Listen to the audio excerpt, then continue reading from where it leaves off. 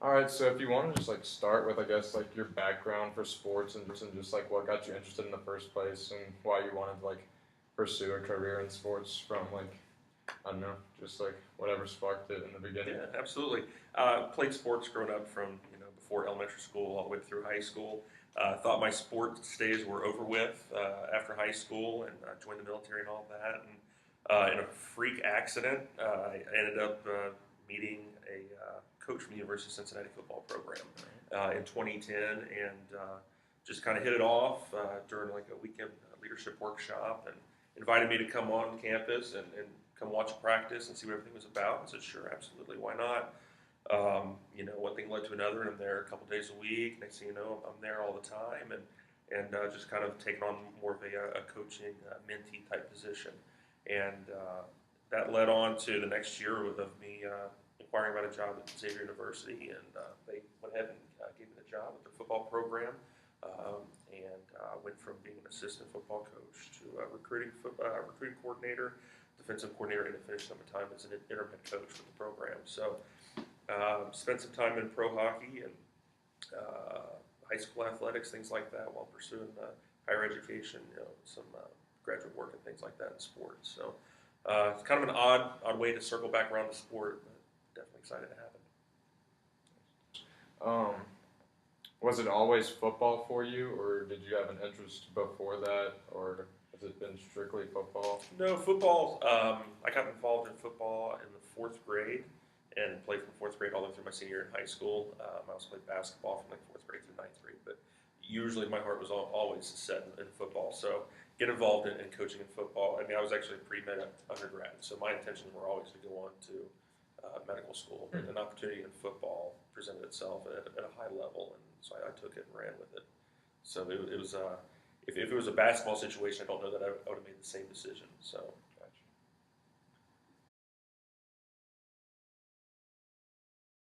So you're an athletic director or assistant athletic director now, and then you've also had experience in the university level. Can you explain any type of ethical situations that come up in either case and how they kind of differ? absolutely, eligibility as far as academics are always a big question mark that comes up with um, what's the best interest of the school versus what's the best interest of the athlete, what's the best interest of the team, and and then also academic standards. So it always comes down to with academic eligibility. If a person is just below the line, there's always those that are battling to try to get them above the line, trying to get teachers to um, add an assignment, give extra credit, different things like that to try to inflate a grade. My perspective has always been to, the standard is the standard. It is either the athletes meet the standard or not, and if it comes to the detriment to the team, then that's just something we have to live with. College level, that's usually been the case as well. We have a lot more access to tutors and things like that to kind of help coach them along the way. But yeah, academic eligibility is always a tough one that you have to deal with, and then really with recruiting as well, you have to look at academic integrity and versus how that's going to mesh with your team and performance, things like that. So you're always trying to make balance performance versus standards and things like that. In high school, do you have to deal a lot more with the parents than you'd have to in college? Absolutely.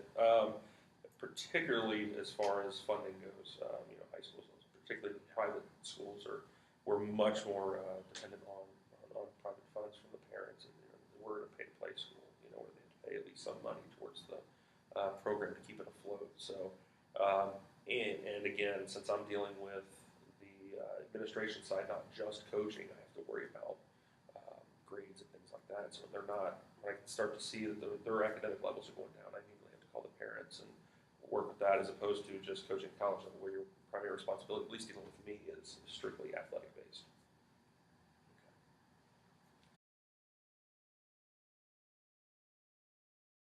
Do you think the ethics, like with the high school students, as opposed to like with college students, is there any differences you see there? You mentioned like just the grades, academic eligibility, as far as just like maybe with their personal lives, more so with their families and stuff like that. That you, since you're more involved at the high school level as opposed to college, like, differences across there maybe ethically. I do hear and see a lot more because I spend more time with the high school athletes. I see them during the school day, I see them after school, et cetera, et cetera. So I hear more from their peers. I hear more about what they may or may not be doing, things like that, which creates your own level of liability. As far as ensuring their safety, security, and things like that. So there definitely is that difference. On the college level of things, though, there's also an expectation. You go to college, and it presents its own challenges as far as what they're exposed to, things like that. There's always those concerns, but I think it's I don't know that one's easier to work with than the other. One presents more problems, but there's definitely differences between the two worlds.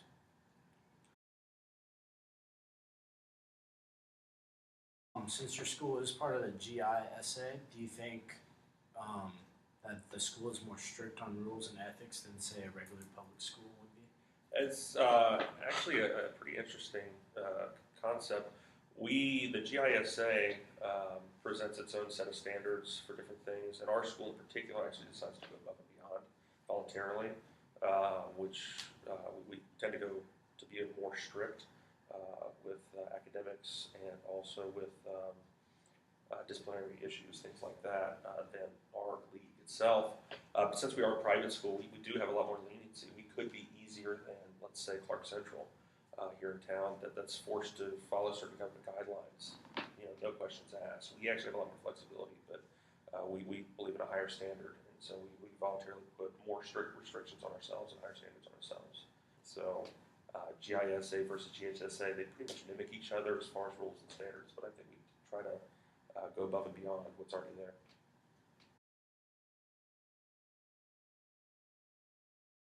Do you think that those standards, and like say even in y'all's division, or even say if we think about like SEC and girly, are you for like schools and divisions coming together and making a higher rules and ethics for their student athletes? Absolutely. I mean, for me personally, as a coach, I want my players to have the higher moral standard. I want us to have a higher academic standard. I want us to perform better at every level. When you're at the college level, let's take the SEC for example. I mean, you constantly have a spotlight on you, and if you're going to be the gold standard in one aspect of your program, it should carry across all platforms of your program. Especially when you're such a high-profile school, a higher standard is always the better way to go, as opposed to getting yourself caught being lesser than standard or at the standard.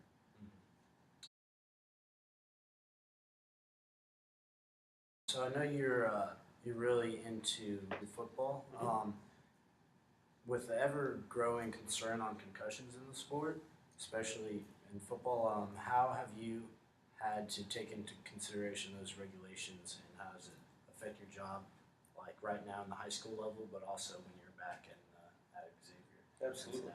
Cincinnati? The standards, unfortunately, have become more strict at the state level from the athletic associations, which is helpful because now there's no questions as to at least what I consider to be the minimum standard is. And minimum standard, you have a head injury, you're done for the next week.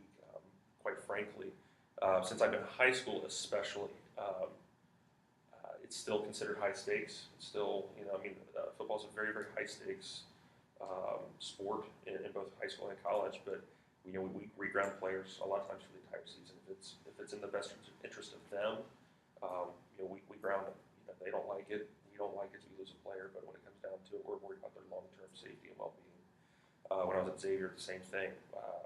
When I had the ability to make those decisions, we look more long-term. If that means we lose a player for 6 weeks or 6 games versus 1 or 2, we always did it.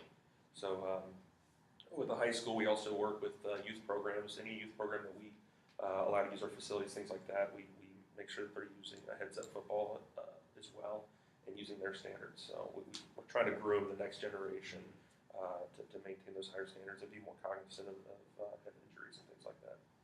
Yeah, that's a good point, because it takes a while to redo a generation of football, and concussions definitely shown that we need to start from the ground up.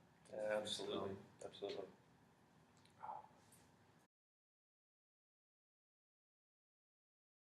With your experience with the Gwinnett Gladiators, I know you did mostly sales, right? Yes, correct. And so were there any situations with fans and in the minor league hockey, how it all works, but fans and any like specific instances in that scene being hockey and a little different from what you've been accustomed to. Any like certain specific situations that you found interesting? I don't know, ethically or just in general. The sales in general is I've always found to be kind of bordering on unethical at times because you're trying to find how a person thinks, what their interests are, and you're trying to draw that out of them. So it's a manipulation tactic. So it always pushes that envelope. What's the best interest of the fan or the consumer, for that matter, and what's in the best interest of the organization and the salesperson. So when you're looking at sales, do they really need a full season ticket package when they're going to use 2/3 of it? So things like that. It always borders on an ethical line. But between different sports, I don't know if there was any major ethical differences or things like that. Again, my transition was from being a coach and a practical applicant of a sport to director of operations, where it was more of a managerial position of the organization. But again, the best intentions or the needs of fans or consumers are a lot different than those of the organizations at the time. Organizations look at winning, but they're also looking at the bottom dollar when it's all said and done. Fans are there to see a winning product, things like that, but we still have to keep the doors open. So there's always that balance that you have to keep in place. Which position have you done that requires more ethical thinking? Do you think the administration with the high school, coaching, or with the sales? High school administration, without a doubt. I have my hands in every aspect of the students' school life and even after school activities, things like that. I almost have to think of them as a parent because I'm with them so often. I teach a little bit as well, so they may be in one of my classes. I have to worry about their behaviors and grades and things like that throughout the day. If there's any disciplinary issues, if there's any issues at home or with peers, so there's so many aspects of their lives I have to worry about. Time management. I'm at a really small private school, so a lot of these kids are playing multiple sports in the season. Some people are playing club soccer during the fall, and they're also playing football, so they I have to worry about fatigue, injury. They may get injured playing indoor soccer outside away from the school. We don't necessarily know about it, so we have to continuously keep our thumb on the pulse and make sure that we know everything that's going on as much as possible. So definitely a lot more liability and responsibilities come along with being an administrator, I think.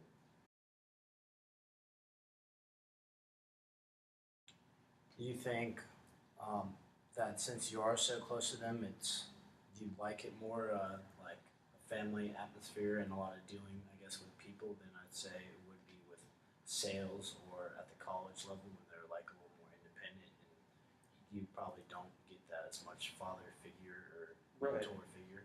It's bittersweet, because you're dealing with, especially with high school kids. They're going through their own transitions, they're going through their own pushback phase, things like that. And it's nice to be able to mold them at such an early age, and you do spend a lot of time with these folks, and so it's very, very rewarding. But it can be very challenging at the same time. The hours are very long, a lot of hours, a lot of days of the week, and when you want to spend Saturdays with your family, Sundays with your families, you're here with these kids. But again, it can be very, very rewarding. And college athletes, I had a great time with them because I did go above and beyond just our typical practice schedule. I dug in. I used to provide private tutoring sessions for a lot of our students, or our student athletes. And when I was a recruiting coordinator, I was able to take them from high schoolers to on into college. And I was only at Xavier for 2 years, so I was only able to see that one crop expand through 1 year. But I think if I was at the same program for 4+ years, that would have been extremely rewarding to make that transition from essentially childhood through adulthood. I think that'd be really, really rewarding. But definitely, you have a much larger impact in high school, and you can definitely make a change in someone's life. They can get scholarship dollars through athletics or through academics or anything like that. But if you can make a huge impact at that age. How hard is it to juggle the other sports in high school and make sure you show each sport the attention, equal attention, so other sports don't feel left out, considering you're involved a lot with the football program? Absolutely. This is actually, it was a point of contention when they decided to hire me, is that The head athletic director is the head football coach, and myself, being a football coach from the previous year, and then continue on with the program this year, there was already a stereotype that football gets everything. Football is the most popular sport, so therefore they're going to get the most money, they get the most attention. Our head football coach and athletic director does a great job at promoting the program, so when you see it, the newspaper, you see the website, things like that, there's always stuff about football, but not anything about our two-time state champion Penn State boys and girls. So that was a big mission going forward, is to make sure that we not lessen the attention that football got, but in fact raise everyone else up. And we have 15 varsity sports, and that's really one of my primary focuses, is to make sure that everyone gets the attention they need. And we made it a huge emphasis this year, and we're wrapping up fall sports now, going into spring sports, and we really pushed media coverage and things like that for like volleyball, and cross country. We qualified as a team for state, and one of the biggest challenges we have is actually just getting interest in the other sports at the local level. We report everything to media outlets, and so we depend on them to find out what's important, get it out there. Unfortunately, sometimes things get left out, but it is a challenge, especially time management. My on the field time with players in practice have dramatically decreased because I have to spend more time, helping to support volleyball or cross country, basketball, swimming, things like that. So it's definitely a challenge. And as someone who's never coached swimming, I've never coached these other sports, I don't necessarily know their needs. So I really depend on the coaches and their expertise to really come back, and the athletes. What is it we need? What do we need to improve? What's your perception of the program? What's your perception of the program in the grand scheme of the entire athletic department? Where do you guys feel like you fit in? What are the perceptions, and understanding what those are, and are they real? Are they not real? And what can we do to overcome them?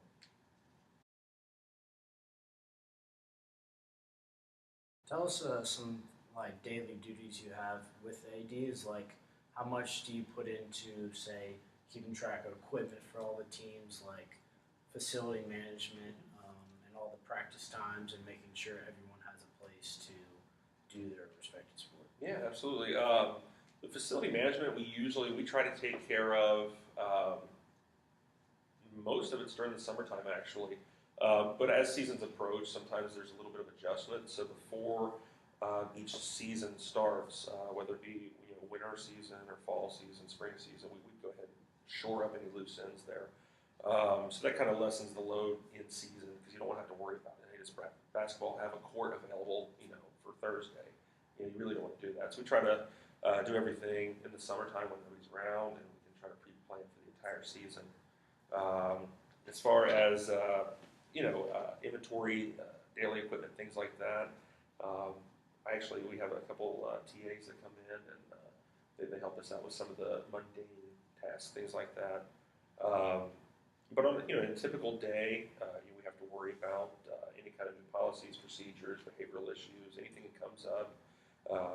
Of course, maintain constant communication with coaches, with parents, with students, faculty, staff, and administrators in the school. So if one of the athletes is acting like a knucklehead in class, then we need to make sure that on the after-school side of things, we take care of that.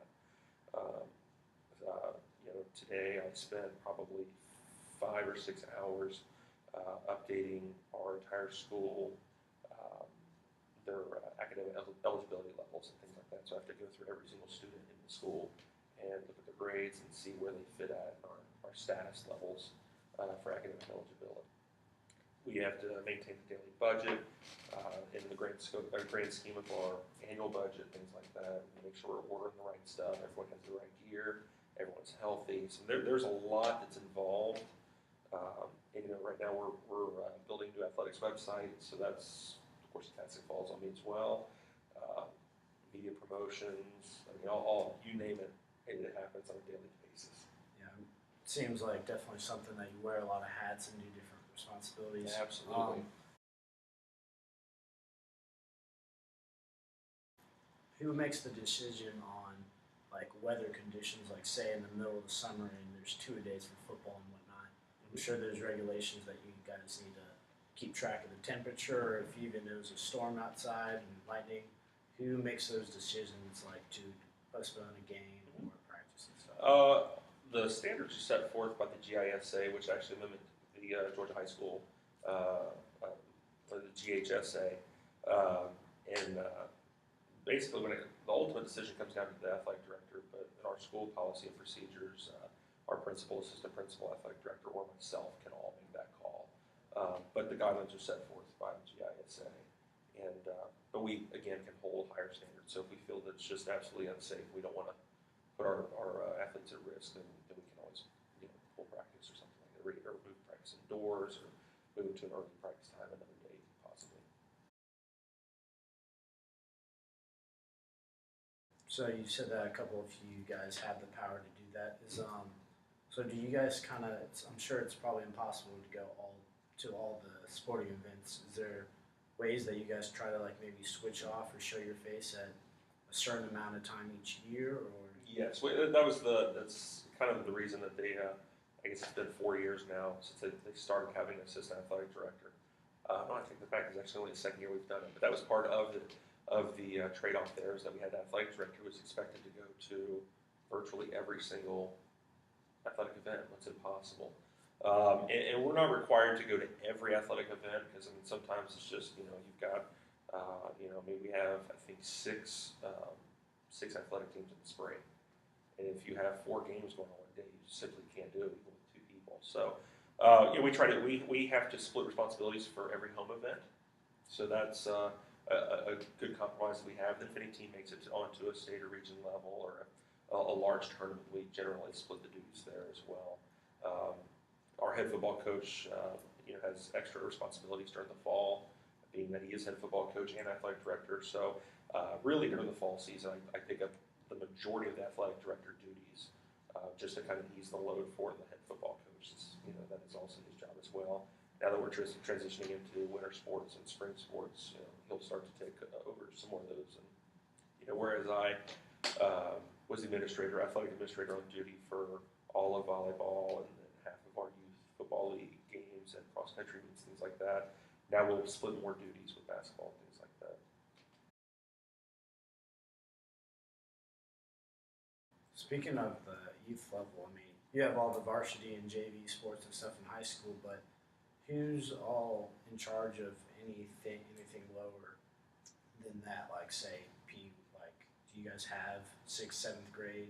No, we are strictly a high school. That being said, we have a feeder middle school, which is St. Joseph's School, and but again, there's no real affiliation. It's just where we get the majority of our students from. But then we also make relationships with recreation leagues here in town, and travel teams, things like that. So those are really we would help them host games, host practices, tournaments, things like that. And that responsibility will generally fall between myself and the athletic director. And then we also have a facilities coordinator that takes care of facility rental, things like that. So really it's the 3 of us that sit down and determine, who can use our facilities and what kind of game schedules and things like that we put together to help support them. Do you guys have like camps and stuff like that? Yeah, absolutely. We host, sometimes individual sports will have their own camps. For example, football will have their own camp. Basketball every year hosts several different camps. But then we also have school-wide camps. We have, I want to say it was in July this year, we had like a week-long just general athletics camps where kids came in and they got to play football with, flag football with us, basketball, some baseball, soccer, things like that. Just get a wide array of different athletic events. But during the summertime in particular, we'll probably host 4 to 6 different camps on campus. And really for us, since we're a private school, we're trying to get people exposed to our campus and, let them know what we're about, as well as, helping to build up their, whether it be athletic knowledge or just skill sets in different sports. Does the elements of like being a Catholic school like change anything for y'all as far as holding your kids to? I know you said y'all try to go above and beyond the standards. Does like the more elements of like having a more religious background tied to your school? How does that affect y'all's programs and like the school itself and the athletics? Okay. We have certain pillars that we follow. Though we are a Catholic school, we're not associated with the Archdiocese of Atlanta, so we have a little some leeway as far as how we want to manage those aspects of our school. And we do have moral standards in place that, maybe other schools would not have. We have a uniform standard that goes above and beyond what many schools are required to do. And really, one of our biggest ones is actually public service. And so all of our students in the entire school, and especially our athletes, are required to do lots of different, it could be school service, it could be community service, it could be international service. And we send students and athletes down to Haiti to do work every year. So there's a lot that we do. And it's all about the mind, body, and spirit, and trying to expand all of our students and athletes as a whole person. So that's really a major mission of ours.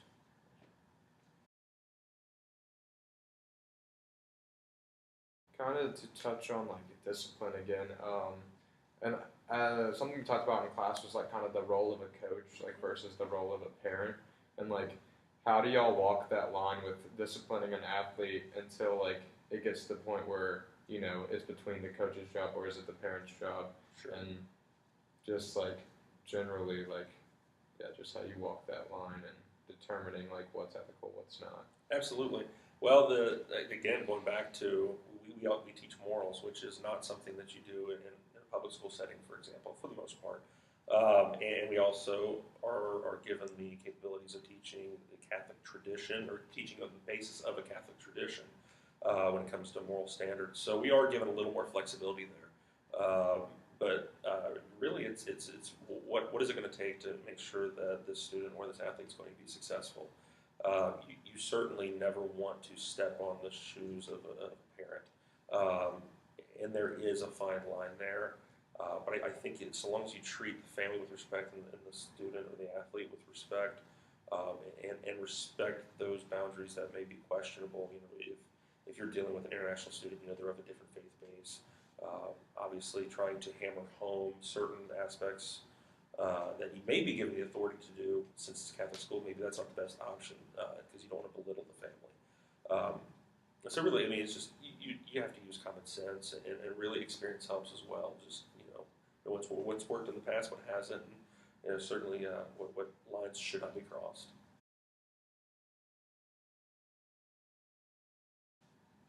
Have you ever seen any backfire from disciplining a student or student athlete, and like from a parent or maybe the fans themselves, like boosters? I don't know how that all works, but like just has there ever been like a time where like maybe that someone has overstepped that of, and there's been like some backfire from it? Yeah, myself, about a month ago.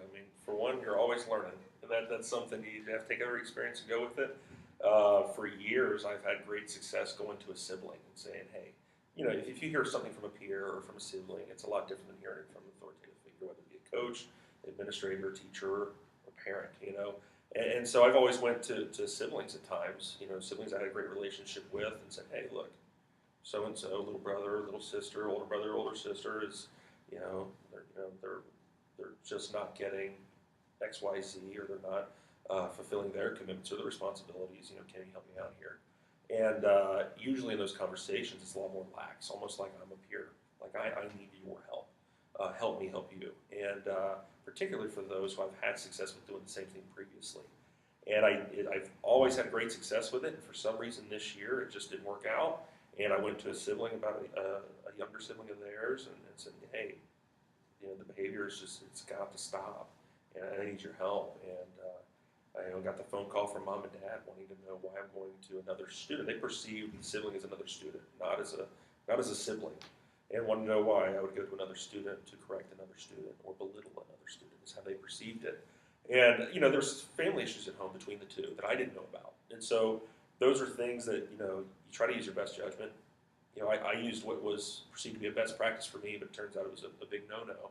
And you live and learn. So I'll be a little more cautious next time when it comes to something like that. But you run into things like that all the time, and sometimes it's logical and sometimes it's not. That for me has always worked. And you live and you learn. So hopefully you don't do as much damage on the way. So in that case, if you went to the original child and the message still wasn't getting there, what would be your next step? The parents' recommendation. Well, I get the recommendations from the parents. What can I do to help out the situation?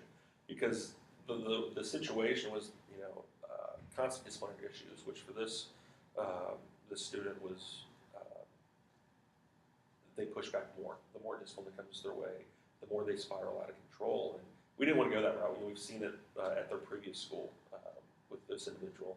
So we looked at the parents. What has worked? What hasn't worked? How can we support you? Because we're here for the student.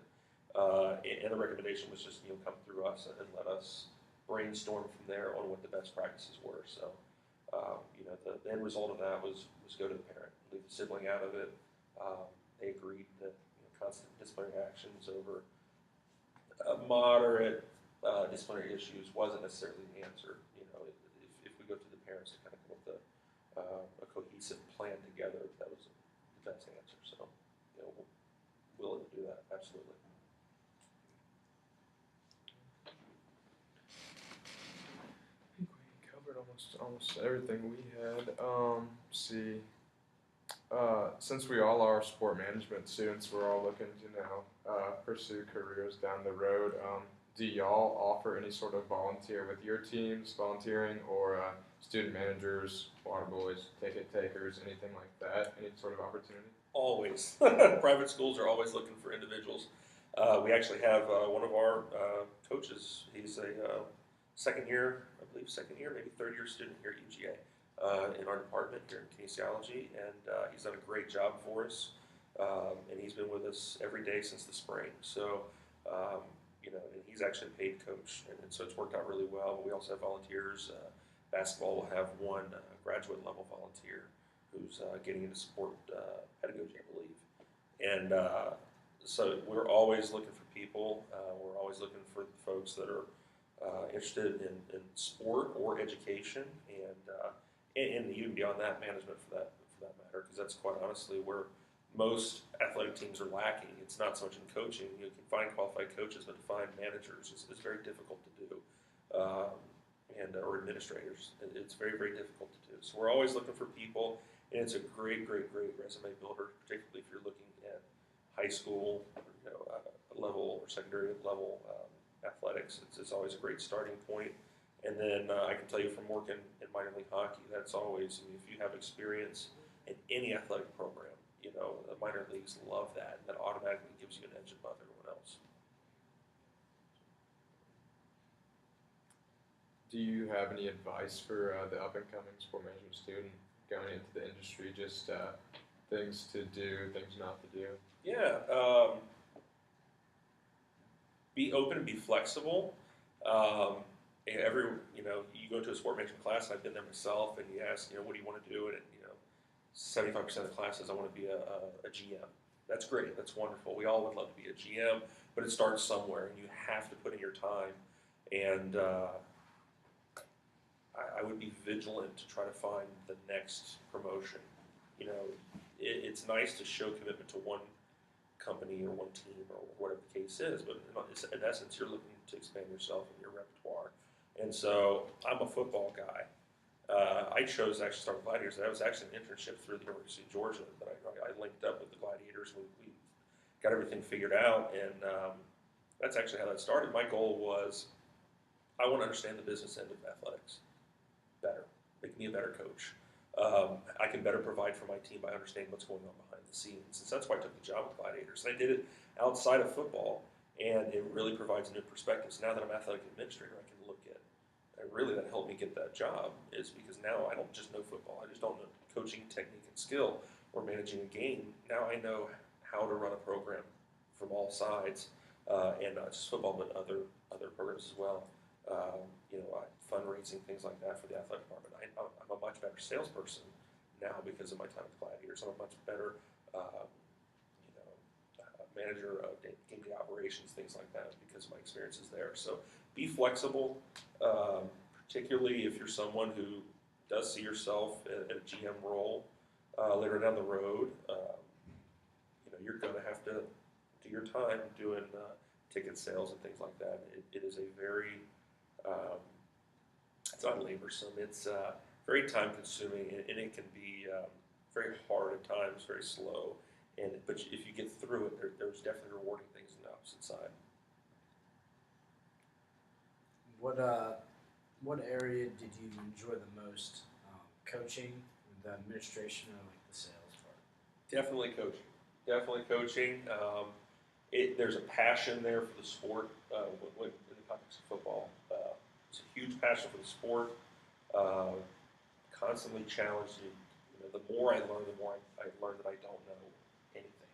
And so, I mean, it's just a constant sponge of information. I feel like I'm constantly absorbing more and more, and I'm trying to relay that back to our athletes. And from everyday practice to recruiting to the game stuff, even off season.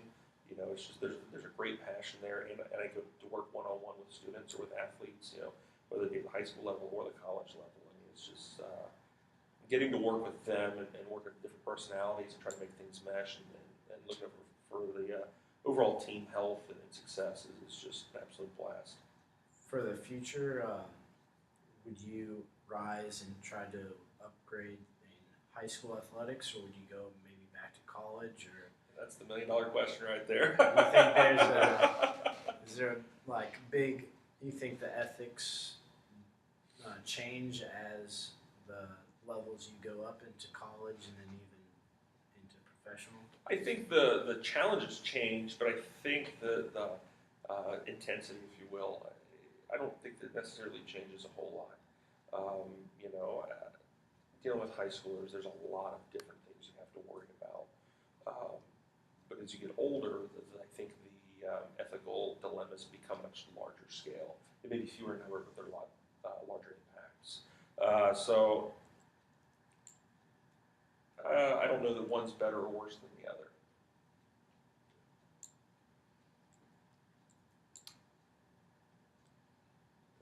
We're good.